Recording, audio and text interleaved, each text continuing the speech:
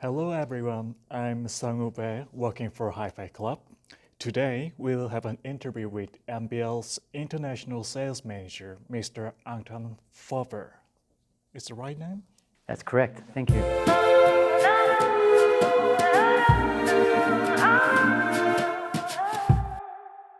Welcome to Mr. Hurbur.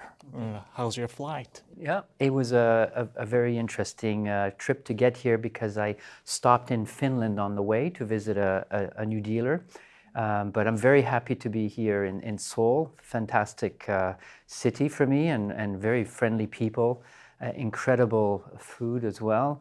I'm very impressed how every time I come to Korea, it just seems to be getting more and more modern and very efficient. And this I can tell that it's not so far behind other very successful countries, such as Japan. I lived in Japan when I was younger, and I see quite some similarities.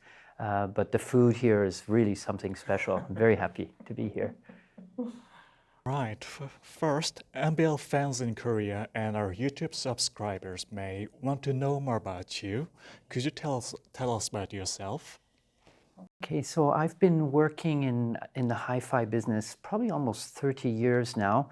I grew up in Canada, but my mother is French and my father is British. And so with those two languages, I felt that Europe was a more comfortable and better for my career to live in. And I've liked music since a very young age.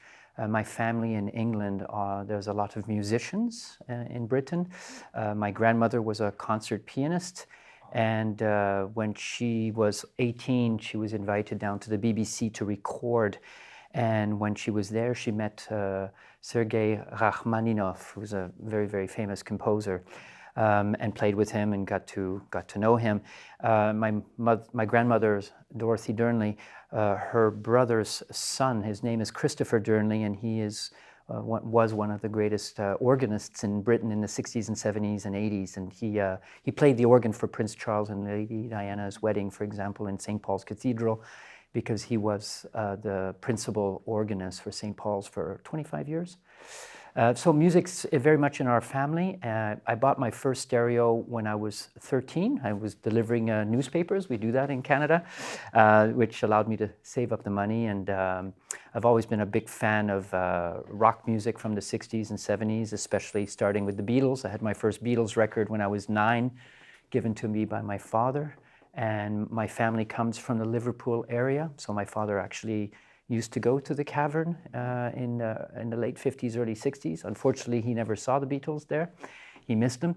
But yeah, so I've had a career of 30 years in hi-fi, and the last 6 with MBL. And for me, it's probably the absolute crown of my career because the product is so special and so unique.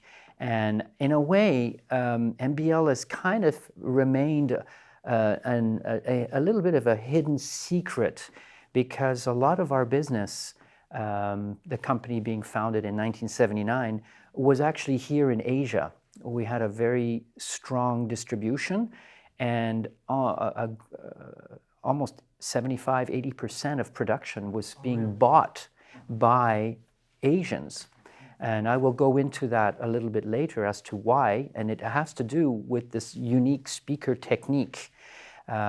So in the last 6 years since I started with the company, we had a difference in strategy. We are working now not so much with distributors in Europe at all anymore. We're going direct. The fact that I can speak French and English and German helps me to speak directly with the dealers in most countries of Europe. So then we are in a relationship directly with the retail shop. And the stores in Europe really appreciate that, to be directly in contact with the chief engineer or with the sales director, to be more in line with our expectations and the production of the product. They come to the factory and visit, and so it's really helped us, and they've been supportive, and we've seen our business grow a lot in Europe. So now we're actually selling more in Europe than in Asia, though the business in Asia is still very, very strong. Yeah. Yeah, I heard production schedules for, let's say, 101 Extreme are pushed back a lot. Yeah, so that's a situation that's affecting probably the whole industrial world right now, and that is there's a lot of delays in getting supplies because of the COVID disruption, and of course now we have issues with this very, very unfortunate war in the Ukraine started by the president of Russia, which is something that a lot of Europeans are very disappointed about because it was very much unneeded, but that's our point of view, and that has disturbed obviously the cost of energy, so everything is costing more to produce as well. So it's a combination of being supplied the parts that we need to produce our products, and also the running costs of a business. Yeah. So we do have some delays, but we are improving. It takes us almost 1 year to train somebody who will be making a speaker. It's not just a few months. So that's why when we do hire somebody, it's to improve production in 2024, almost, you know. So right now it's true, we have between 4 to 6 months on many of our products, and the Extreme just became a very successful product for us. And we got a lot of orders in 2021 and 2022, and that's why it's almost 2 years now before we can deliver an Extreme. Yeah, yeah. But we hope that it'll speed up. We hope that in the next year it will only be maybe 8 months to 12 months for an Extreme, we hope. MBL is one of the most well-known audio brands in the world, but some people are maybe curious about the name I mean. What MBL stands for. It's going to be really interesting if you could tell us about the brand. Yeah, well, this is a very important part, I think, of understanding MBL, because the 3 letters represent the initials of the 3 founders. They were 3 friends that were all technicians and engineers who loved Gustav Mahler. So they do, well, great. And they would go to the Philharmonie in Berlin and go to as many concerts as they could. But the trouble was, when they would come home, the 3 of them together, only one of them would have the same staging and imaging of the musicians as in the concert hall, because he was sitting in the middle of that triangle that you need to have to listen to music properly. As soon as you were sitting a little bit to the left or to the right, you would have the staging would drop, and you'd only hear really more the right speaker, or if you're sitting on the left, of course, the left speaker. And so they were trying to figure out, how can we do something about this? And one day, one of them got the idea, if we took the voice coil of a speaker, right? All speakers, all drivers have a voice coil. What if we turn it vertically? And because we can't send the sound up, we don't want that to happen. We want the sound maybe to go all around the room. We will then fix aluminum blades and seal it at the top so that the sound is then radiating around the room. And so they did this, and the reason that they probably came up with this idea is, actually Berlin was a very special city in the 70s, because they started the company was founded in 1979, so 43 years ago. But if you didn't want to do the army in Germany, if you want to be exempt from having to do your military service, you simply moved to West Berlin. And that was a way of keeping West Berlin, which was surrounded by communist regime of East Germany and basically influence of Russia, you would be exempt, and it would keep it populated. So it attracted a lot of artists and, shall we say, people that think differently. So it's probably no surprise that they came up with this idea of being surrounded in the cafes with a lot of other artists. And so that's how the idea came up. And then in 1982, they hired a young man who just graduated from engineering, electroacoustic engineering. And he joined the company. He was very happy to do so. His name is Jürgen Reis. He's very, very well known in our industry, and he's with our company still to this day. And he started working on improving the quality of the sound of this omnidirectional driver that had been designed by Mr. Meletsky, Mr. Bienicke, and Mr. Lehr, the three initials. And within about 2 years, he was able to source a type of carbon fiber that was perfectly suited to be used as a driver. It took him a lot of work, but luckily Mr. Reis was a musician also when he was in his youth, and he had a good friend who, in the band, who was specializing in making guitar necks out of carbon fiber, and that's where the introduction to carbon fiber came, was through a friend of his. And over the years, Mr. Reis has steadily improved the driver, the carbon fiber, the mixture with the resins and so on. And now we have the eighth generation of mid-range tweeter that is here on this speaker behind me that I'll explain a little bit later. So that's the origin of MBL, is 1979, Berlin, three friends.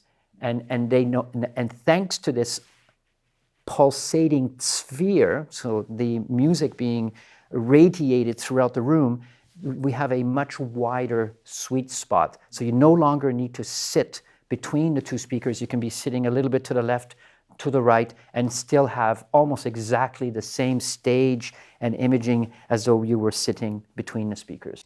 Yes, it's like more sound dispersion all over the place. Exactly, that's exactly right, yes. Next is, what do you think of merit for having an MBL as a non-audiophile users? Well, actually, I'd say for non-audiophile, the big advantage is the fact that you are no longer restricted by this fixed place of seating to listen to music. You can move around the room. A lot of people that are discovering MBL for the first time, that is the first thing that they are impressed by, is the fact that you don't have to sit between the speakers. You can walk around the room and still really enjoy the music. So I'd say for a non-audiophile, that would be one of the first things. The second thing is that our electronics are advancing with technology. And for example, you can now come home with your phone and open up an application and play from millions of songs straight onto our CD DAC, because it has a built-in module called a Roon module, which allows you to stream music and play it very easily. So you can use your phone to adjust the sound, change the track, and that makes it very handy as well for a non-audiophile. Mm-hmm. Next, we want to talk about what makes the difference between MBL and other high-end audio brands. Let's start with the speakers. The most iconic essence of MBL, I think, guess its shape. When we're looking one-on-one or one-on-one extreme models, most of people are impressed and sometimes overwhelmed by its figure. Shiny, balloon-like driver as an intense first impression of how it looks, and the radial strala, which is making the whole concept of MBL speakers. And lamella is scientific and technological cornerstone that makes all the things possible, right? Could you tell us about it more? Okay, so that is a very important, the look of our speakers. They don't leave people indifferent. They usually have quite an opinion as to how they look.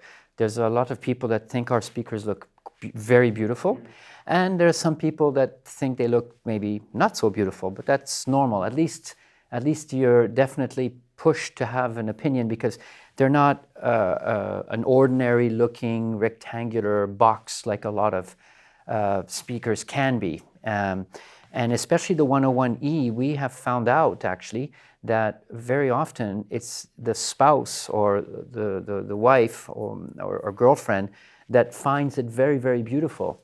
Actually, I have to say that in Paris, my daughter goes to the German school, and I got to know the coach for Paris Saint-Germain, and his name is Thomas Tuchel, and he came to a jazz party. I try to organize jazz parties, 3-4 per year, to promote musicians. It's very important to give back to the community of musicians, of course.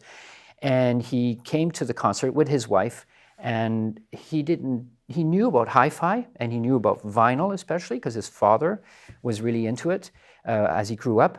And he listened to a bit of music, and he was very, very impressed. So he said, I would like to try this in my home. And eventually he grew. He started with a small system, which is the right way to do it. You know, he started with a cadenza line with a small pair of 126s.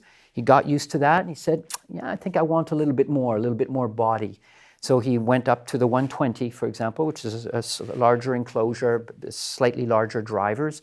And about a year later, finally, I had a pair of 101Es that were going to be stored because of the pandemic. The Paris high-end show was postponed. So I proposed that he borrow them for a month, and instead of keeping them in a warehouse. And I set them up in his house. And when his wife came through the door and saw them and then heard how they sounded, it was actually her who made the decision, not him. She just thinks they're beautiful. So I think it's a very appealing looking speaker, personally, and it seems to suit women's tastes, especially the 101E with the big melon, which for some people, they probably don't even know what it is if they weren't told that it was a speaker. So I think that's a nice secret to have. Yeah. Now we all know the MBL speakers are omnidirectionals, but any tips for the speaker placement or the right tone angles? Any recommendations? Well, that's a really good question. Speaker positioning, that's something that is really important for all speakers. First of all, you should be attentive a little bit to the acoustics of your room. Here, I think we have very, very good acoustics. We have just enough little reflection that will give a liveliness to your music. You don't want the room to be too dampened by too many carpets, too many curtains. You want to have a little bit of reflection. We call that the RT60. RT60, yes. Yes, so that's how long does it take for a signal to be 60 dB quieter. And we estimate that about half a second, 0.45 seconds, is quite ideal. And that's usually what most living rooms are like. So once you have that, that's already a good start.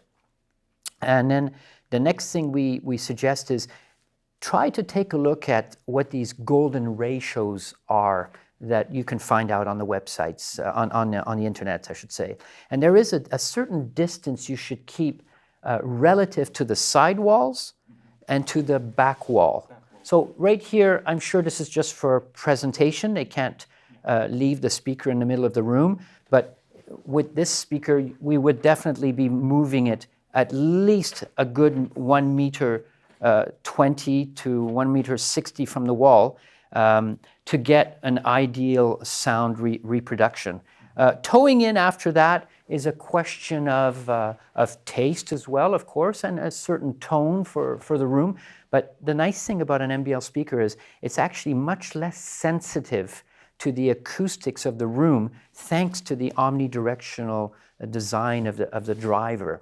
So the first signal, which is in the first 10 milliseconds, sound traveling at 343 meters per second, 10 milliseconds, so basically 1/100th of a second would make that 3.4 meters. So that first signal that you're getting, that will basically identify what the instrument is and where it's positioned. But you need the reflections in the room to then see how big the instrument is and even more precisely where it is relative to the other instruments and say voice. That's 10 to 50 milliseconds. So basically those first and even second reflections. On a conventional speaker, that in our opinion, it's a little bit more challenging because the first reflection is a very important one to adjust. And that's why even probably during this interview, if I put my hand here, it takes away all the reflections from that side and changes the tonal characteristics of my voice and so on. That's what an advantage of an MBL speaker is. It will allow the acoustics that are in the recording to blend or merge with the acoustics of the room much more successfully. So. Now move on to electronics. For the power amp, MBL chooses the Class D amplifying system. Why MBL has been built with Class D instead of Class A or AB? And could you tell us about what is LASA is?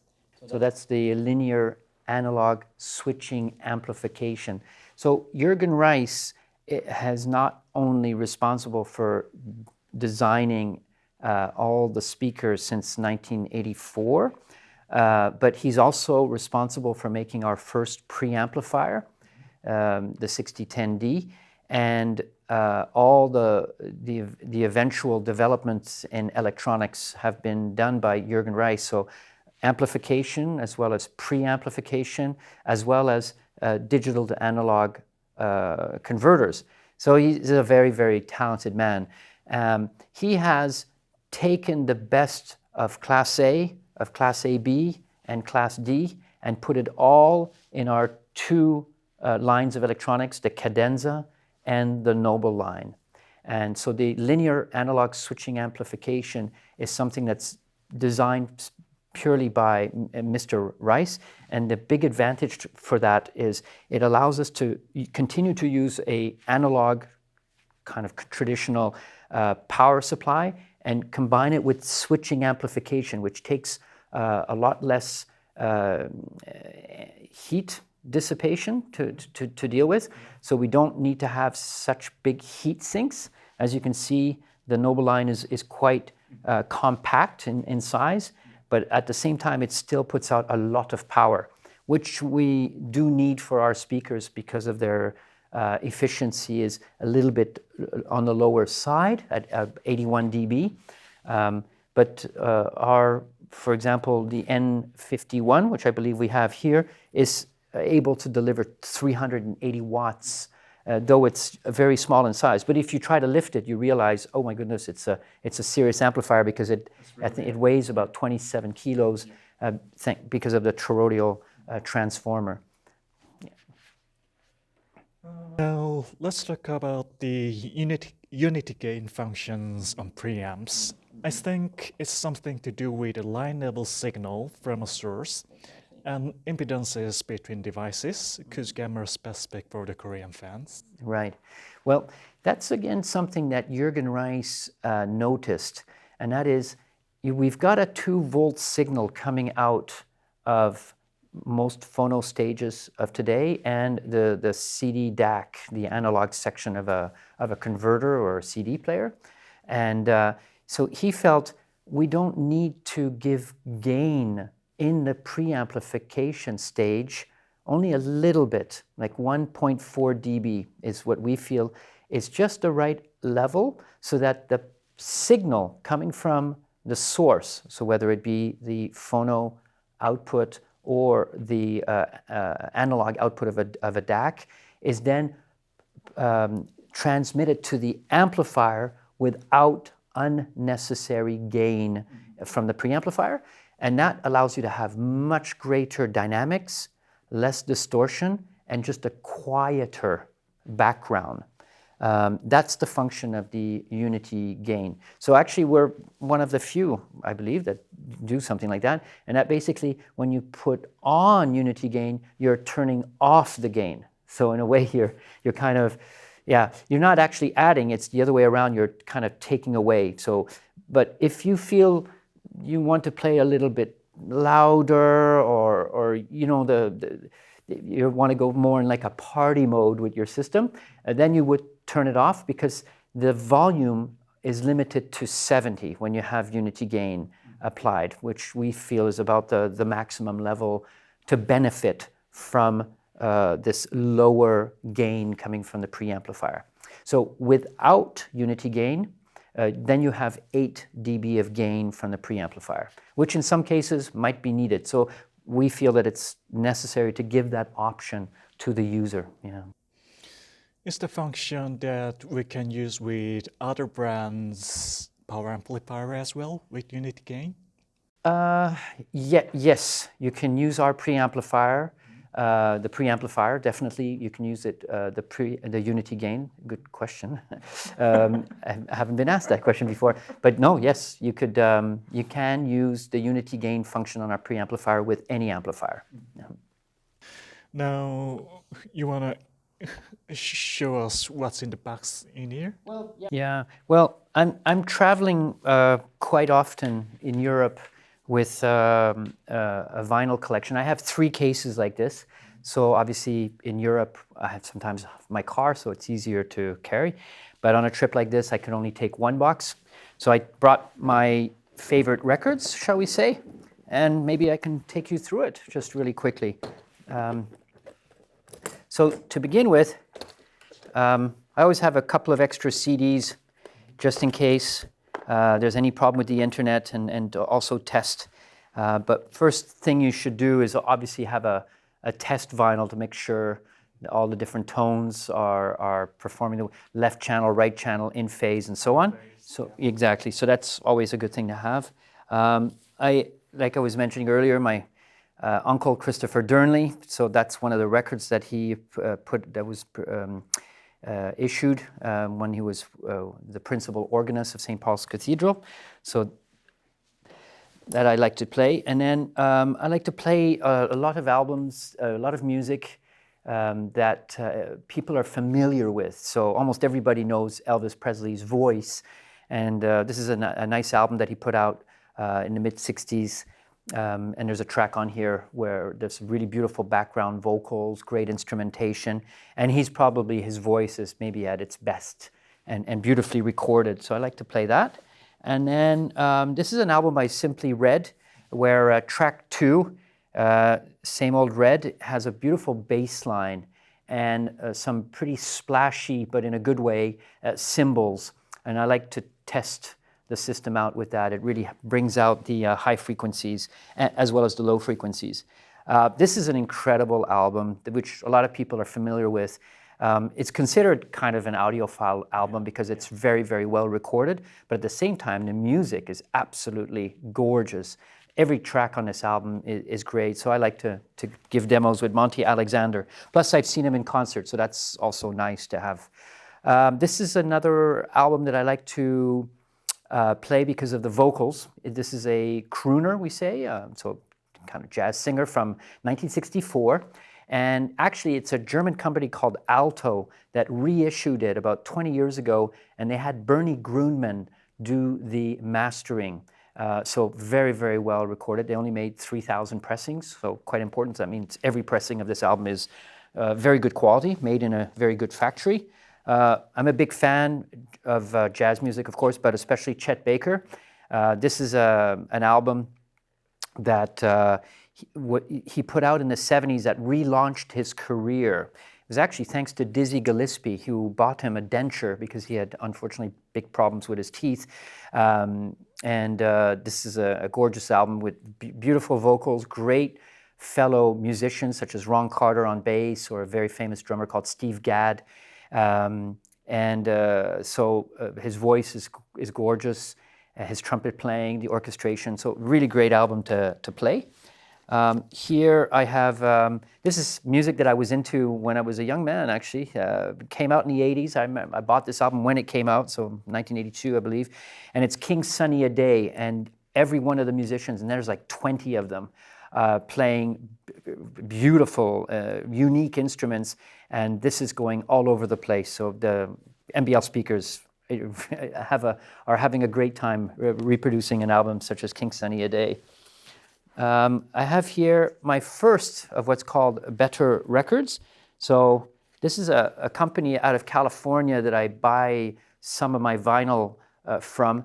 What they do is they research who was the best mastering engineer and who was cutting then the lacquer cut for every album, that the person that was really doing the best mastering.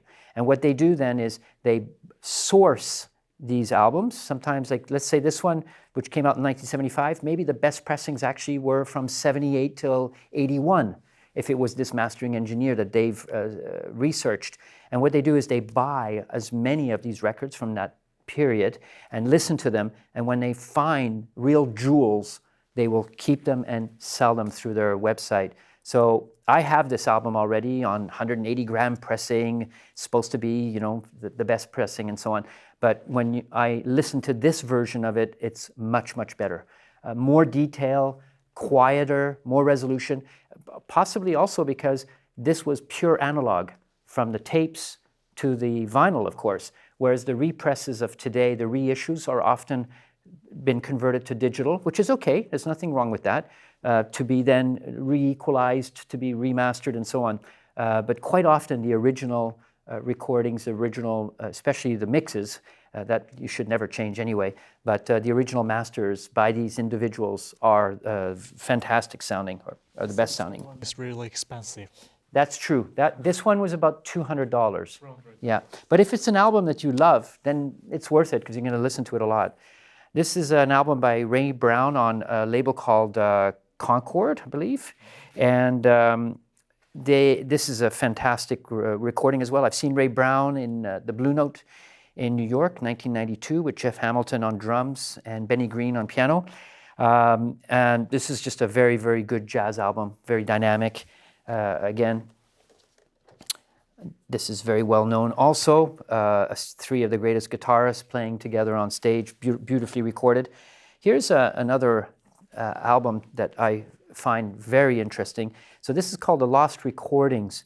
A gentleman named Frédéric Doria-Nicolas somehow found out that there were a lot of recordings made of concerts, especially in the 50s, 60s, and 70s, that were broadcast for radio and then just put away in a vault to never to be touched again. And so he thought, well, maybe we could pay a royalty, pay a commission, and issue these on vinyl. So it took him a few years to build up the relationship with the different radio stations. But for example, this is one by Art Blakey. It's recorded in 1958, and that's the year his very famous album called Moanin' was released, and the song Moanin'. And this is the first time they're performing it, actually, and most of the people in the audience have probably just barely bought the album recently, so very interesting to hear. It's actually the only live recording, I believe, of that period. And there it was in a storage, in a vault, for over 60 years until the Lost Recordings got the idea to get the tapes and issue them on vinyl. They're very, very careful about the quality of the vinyl, the galvanization, and the whole process then of... so I highly recommend the Lost Recordings. Very well priced as well for the quality. So that was Art Blakey. I also have one here of Sarah Vaughan. This time it's from Holland in 1975, from a jazz festival. Some of the most brilliant versions of Loverman and Fly Me to the Moon. So we'll listen to that together, okay? So yeah, that's just basically, and then have a Frank Sinatra, same explanation as I was giving about Elvis Presley. Almost everybody knows Frank Sinatra's voice. So you put this on and people can tell, wow, how close you're getting to the actual recording. With this record, this one is an exceptional pressing. You feel like you're in the studio with Frank Sinatra. Nice experience. Of course, you need some classical music. So I have some Mahler, and these are beautiful pieces, beautiful vocals, orchestration. Yeah, so I've got quite a few little... And then I've got Carmina Burana, also from Betra Records. Very difficult opera to reproduce, extremely dynamic. But again, it's nice to have a good pressing. And then you can... The good thing about these pressings, you can play them loud as well. So as I was telling you, I'm a big fan of the Beatles. So I brought three with me here. Sgt. Pepper's, Let It Be. And I just received this one a week ago, Abbey Road. And again, just sounding incredible. I've never heard Abbey Road like I've heard it now on this. And then when the show's got some people that want to listen to some heavy metal or hard rock, I should say, I've got here a very good pressing of Led Zeppelin. So one of the best mastering engineers for Led Zeppelin records is a fellow named Peckham. And he signs in the dead wax, in the matrix, his name is engraved as Pecco very often. And this is a Pecco pressing, so this is going to be a real joy to listen to at the show. I even have a bootleg from the Beatles here with me. The reason I brought this one is I have an a cappella version of the song Because, so it's just their vocals. And it's beautiful, a beautiful pressing actually, even though it's kind of a illegal pressing, because it's a bit of a bootleg. Found that in the UK. You find them at hi-fi shows, so another good reason to go to a hi-fi show.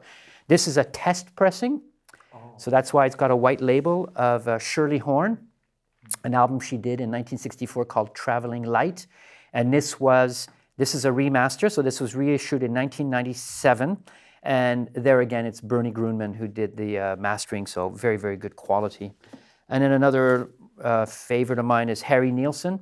He had a beautiful voice. The Beatles considered him to be the best interpreter of Beatles music, and he ended up becoming very good friends with John Lennon. Great recording. And then the last one for the evening, when everything's done, my favorite Chet Baker album, Sings Again, gorgeously recorded, and I just love his music. So yeah, that's what I've traveled with. So there's enough there to do my demos. Of course, Stevie Ray Vaughan, everybody knows this one, Tin Pan Alley. Again, great pressing that I have there. And Supertramp, of course, everybody knows Crime of the Century. But here we can, the harmonica at the beginning of school, and it's just floating in the air, it seems, and it's just a fantastic pressing. So yeah, that's about all I've got to bring and say maybe about my vinyl collection. But I'm very glad to be here for the show. I'm glad to be visiting your excellent store, beautiful store. I'm going to look forward to listening to a little bit of music here as well. And give us some comments for Korean fans and Korean MBL fans as well. Oh, okay. Well, if we are very, very supportive. Anybody who buys a product of ours, we, out of Germany, can easily give technical advice. If you send some photos, we'll give you advice about speaker positioning. What we ask is you just take 8 photos, one from each corner of the room and one from the middle of each wall. That'll really give us the perfect perspective of what the room looks like. And we do that quite often for customers in North America and in Europe, and we're very happy to do that to Korean fans of MBL, for example. And yeah, if you're mixing and matching with different electronics, also, we take the time to give you advice about that to match it perfectly with an MBL speaker or an MBL electronics with a different speaker as well. So yeah, we're here to help you. Oh, and the last thing would be try to go to concerts as often as possible. Very important to be kind of reminded of how good music is when you go and see it live, and it'll give you a better idea as to how your system is sounding. So I think it's, and it's important to help musicians. There's a jazz club here that I go to every time I come to Seoul. It's called Tokyo Live, I believe, and there's a Frenchman actually who's playing the piano there. I think he's one of the best jazz piano players I've ever heard, and he's training young Korean, of course, musicians. Every time I go, it's like there's a young drummer who's learning and a young bass player, and he helps them to get to a very high level. And the 2 young people I saw yesterday were playing. Easily they could play in Paris or New York, if you ask me. So the quality of jazz here in Seoul is very, very good. Really? Yeah. Right. Thanks for your time, Mr. Hurburr. It's my pleasure, really. Hope this interview may help to understand the MBL more. So that's it for today. Have a nice day, and don't forget to press subscribe and like button. Thank you. Thank you. Thank you for having me. Thank you very much.